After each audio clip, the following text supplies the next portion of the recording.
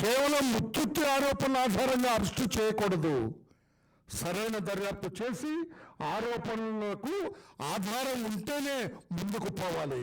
హడావుడిగా అరెస్టు చేసి ఆ తర్వాత మిగతావి చూసుకుందాంలే అనే ధోరణి బాధ్యత లేని దురుద్దేశం గల పోలీసు అధికారులకు అలవాటైపోయింది.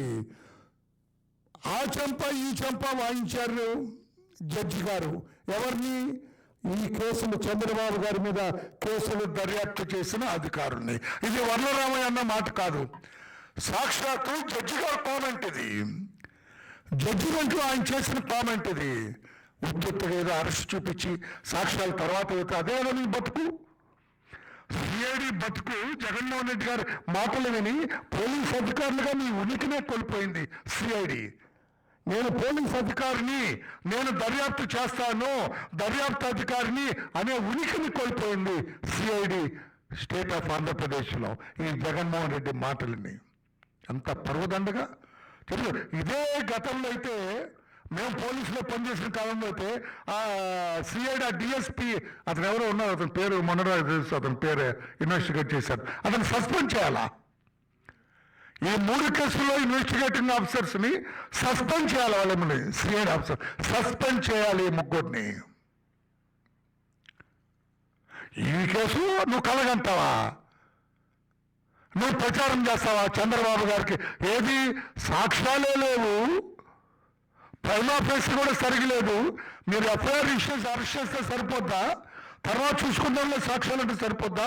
బుద్ధి లేని పోలీసు అధికారులారా అని కోర్టు చీవాట్లు పెడితే సిగ్గు లేదా మీకు సిఐడి ఆఫీసర్స్ అని అంటున్నాను నేను.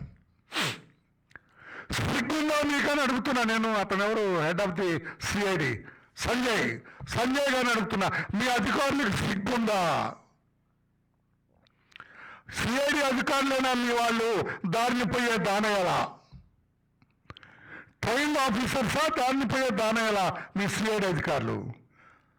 ఒకవేళ సరైన అధికారులు అంటే whatever this you suspend this iOS.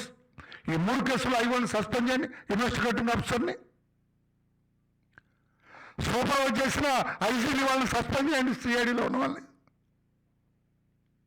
మీరు తప్పుకోండి. అంత పెద్ద మనిషిని 14 ఏళ్ళు ముఖ్యమంత్రిని చేసిన చంద్రబాబు గారిని తప్పుడు దర్యాప్తు, సాక్ష్యాలు లేకుండా, సరైన సాక్ష్యాలు లేకుండా 53 రోజులు జైల్లో పెట్టిన ఈ దర్యాప్తు అధికారులకి సిగ్గుందా అని అడుగుతున్నా నేను.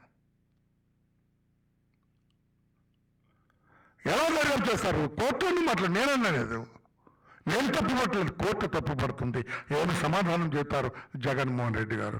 409 వేశారండి, లైఫ్ పడుతుంది. మరి మీ మీద 2012లో 31/3/2012లో మీ మీద ఛార్జ్ షీట్ వేశారు. YS Jaganmohan Reddy and 12 others, Vijayasai Reddy, Aurobindo pharma, వీళ్ళందరినీ కలిపి వేశారు.